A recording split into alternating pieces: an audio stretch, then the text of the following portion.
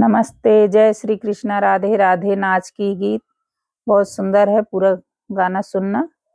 निदिया भोरवई में सतावे कोई जगावे ना सखी, निदिया भोरवई में सताव कोई जगावे ना सखी,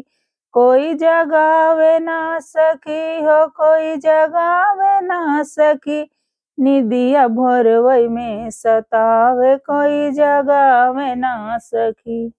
मम्मी ज होती तो हंसी के जगवती, मम्मी ज होती तो हंसी के जगवती, सासु करली झगड़वा कोई जगावे ना सखी, सासु करली झगड़वा कोई जगावे ना सखी, निदिया भोरवई में सतावे कोई जगावे ना सखी, निदिया भोरवई में सतावे कोई जगावे ना सखी। भाभी ज होती तो हंसी के जगवती, भाभी ज होती तो हंसी के जगवती, जेठनी करली अलगवा कोई जगावे ना सखी, जेठनी करनी अलगवा कोई जगावे ना सखी,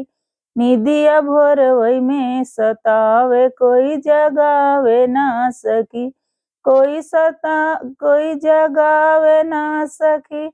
कोई जगावे ना सखी, निदिया भोरवई में सतावे कोई जगावे ना सखी।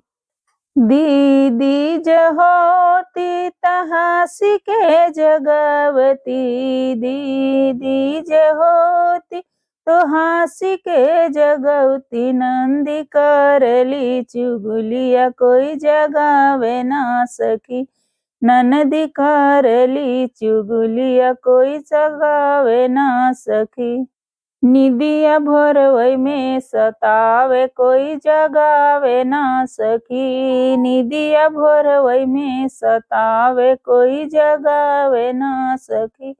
कोई जगावे ना सखी हो, कोई जगावे ना सखी, निदिया भोरवई में सतावे कोई जगावे ना सखी।